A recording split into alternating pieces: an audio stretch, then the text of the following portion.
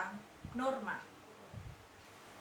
Norma pada hakikatnya merupakan kaidah hidup yang mempengaruhi tingkah laku hidup dalam kehidupan bermasyarakat, yang dapat juga diartikan aturan atau ketentuan yang mengatur kehidupan bermasyarakat yang dijadikan sebagai pedoman, tatanan, aturan, atau pengendalian tingkah laku bagi setiap individu.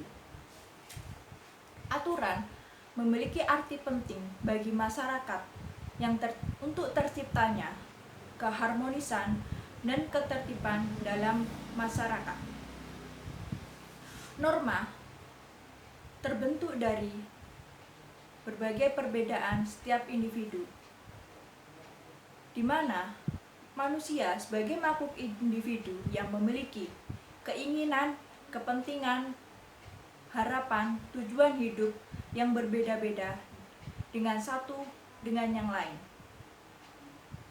Maka dari itu, agar segala perbedaan dalam kehidupan bermasyarakat tidak menimbulkan perpecahan atau ketidaktertiban, maka dibuat sebuah aturan atau yang disebut juga dengan norma. Fungsi norma dalam kehidupan bermasyarakat: yang pertama, pedoman dalam tingkah laku. Yang kedua, menjaga kerukunan anggota masyarakat. Yang ketiga, sistem pengendalian sosial. Norma juga diperlukan menjaga dan mewujudkan keharmonisan dalam kehidupan bermasyarakat. Tanpa adanya norma yang berlaku dalam masyarakat, akan terjadi ketidakteraturan dalam kehidupan bermasyarakat. Dalam kehidupan sehari-hari, masih banyaknya manusia yang tidak mematuhi peraturan dalam kehidupan bermasyarakat. Hal ini penyebab kesadarannya terhadap kepatuhan norma-norma yang berlaku dalam kehidupan bermasyarakat itu masih rendah, karena dilatar belakangi oleh beberapa faktor. Yang pertama, faktor secara pribadi. Yang kedua, faktor secara lingkungan, di mana pengaruh ini memiliki pengaruh yang besar bagi setiap individu yang terdiri dari pengaruh keluarga dan pengaruh masyarakat. Maka dapat disimpulkan bahwasanya norma dalam kehidupan bermasyarakat itu sangat penting dan wajib dipatuhi oleh seluruh elemen masyarakat dalam menjalani kehidupan sehari-hari.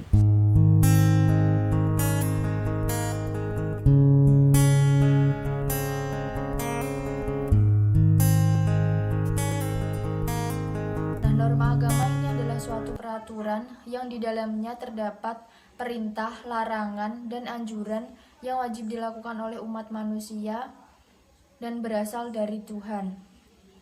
Norma agama adalah salah satu norma yang dapat memperkuat dari norma-norma lainnya, karena norma agama berasal dari Tuhan, sehingga keberadaannya sangat kuat dan mempengaruhi seseorang dalam bertingkah laku.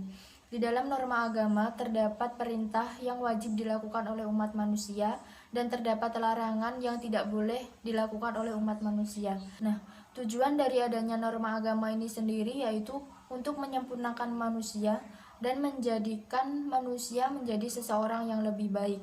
Terdapat 4 ciri dari norma agama ini. Yang ciri pertama yaitu berasal langsung dari Tuhan Yang Maha Esa. Yang kedua, bersifat universal atau abadi. Yang ketiga yaitu jika dilakukan akan mendapat pahala dan jika ditinggalkan akan mendapat dosa. Yang keempat yaitu bersifat luas. Nah, salah satu contoh dari adanya norma agama ini kalau di dalam agama Islam yaitu mengerjakan sholat 5 waktu. Seperti ini contohnya.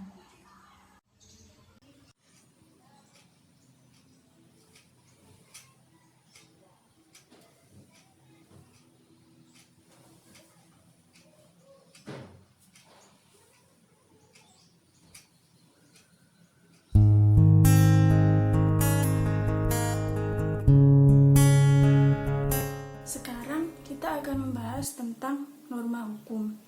Norma hukum sendiri merupakan suatu aturan-aturan sosial yang dibuat oleh lembaga-lembaga tertentu atau organisasi-organisasi tertentu yang bersifat mengikat serta memaksa seseorang untuk bertingkah laku seperti apa yang ada dalam norma hukum itu sendiri.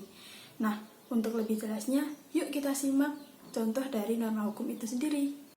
Salah satu contoh norma hukum adalah dengan mentaati peraturan lalu lintas.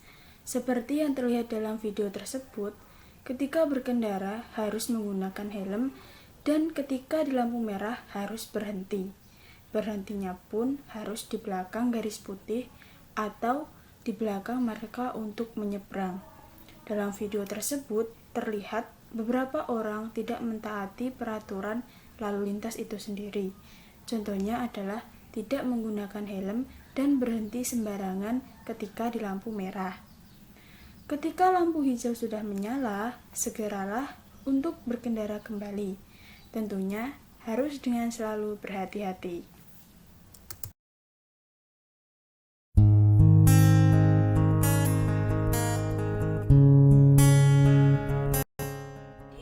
Norma kesusilaan memiliki arti sebagai aturan sosial yang mengatur tentang perilaku manusia secara umum yang bersumber dari hati nurani manusia itu sendiri. Norma kesusilaan berasal dari dua kata. Yang pertama adalah norma dan yang kedua adalah kesusilaan. Norma adalah suatu aturan atau pedoman untuk mengatur, sedangkan kesusilaan adalah sikap atau peraturan hidup. Nah, norma ini juga biasa disebut dengan norma moral. Jadi, jika ada seseorang yang melanggar norma kesusilaan, maka orang tersebut dapat dikatakan sebagai orang yang tidak bermoral atau asusila. Contoh dari norma kesusilaan. Yang pertama adalah selalu meminta maaf ketika kita salah. Entah kesalahan itu kita sengaja maupun tidak kita sengaja. Kita wajib meminta maaf kepada orang tersebut. Yang kedua adalah senantiasa berperilaku jujur. Contohnya adalah ketika kita mendapatkan sebuah tugas, kita harus mengerjakan tugas tersebut dengan jujur dan sesuai dengan kemampuan kita sendiri. Tidak boleh mengcopy atau mencontek pekerjaan teman kita. Dan contoh selanjutnya adalah senantiasa kita harus berterima kasih atau mengucapkan terima kasih kepada seseorang yang telah memberikan kita sesuatu, entah itu bantuan berupa tenaga, berupa makanan, atau yang lainnya.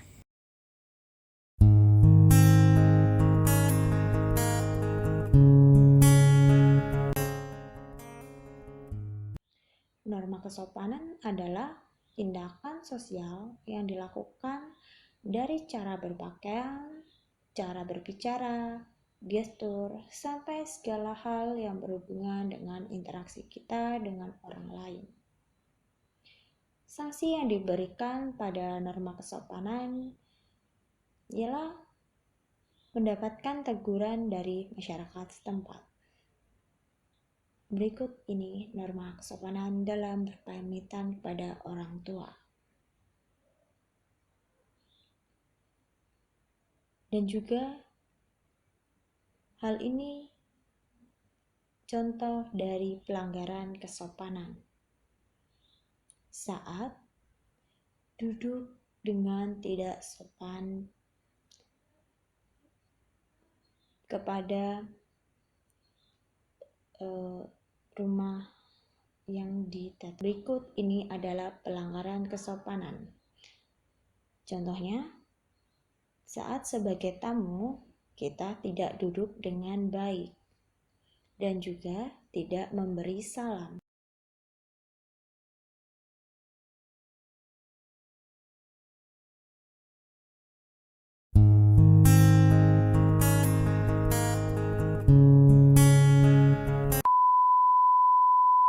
Halo Rek. Nah, itu tadi ada beberapa penjelasan dan contoh dari norma-norma yang berlaku di masyarakat.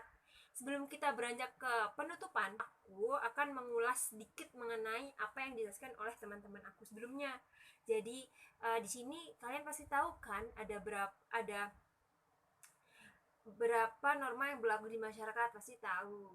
Tadi di awal sudah dijelasin. Nah, di sini kita ulas lagi.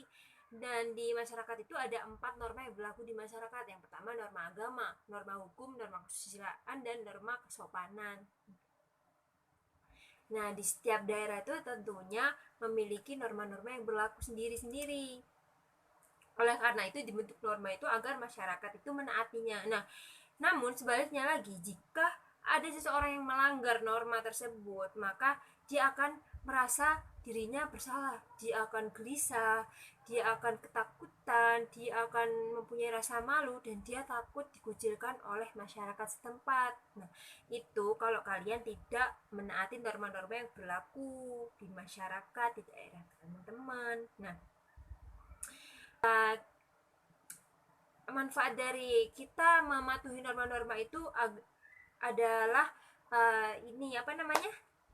terhindar dari perselisihan. Yang pertama, terhindar dari perselisihan, dan yang kedua, terhindar dari terjadinya perpecahan, dan yang ketiga, tidak menjurus ke arah terjadinya kekacauan. Keempat, itu agar kehidupan berjalan dengan baik, dan yang terakhir nih, membuat hidup damai, sejahtera, dan tertib dan disiplin. Nah, jadi kita itu mempunyai manfaat yang banyak sekali jika kita mematuhi norma yang ada di masyarakat.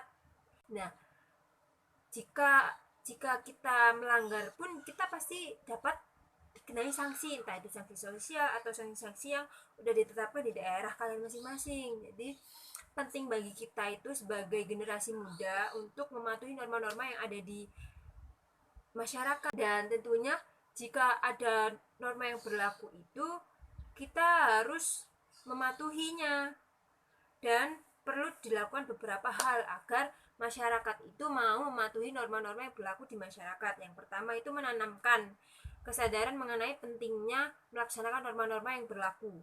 Yang kedua, menindak tegas terhadap pelanggar norma-norma yang berlaku, dan meningkatkan kesadaran para pemimpin sebagai suri tauladan. Jadi kesadaran akan adanya norma itu penting sekali. Jadi ada kan beberapa orang yang tidak sadar akan adanya norma di masyarakat. Nah, itu penting sekali bagi kita itu saling mengingatkan agar tercipta hubungan masyarakat yang damai, sejahtera, dan disiplin begitu. Jadi mari kita menaati norma yang ada di masyarakat.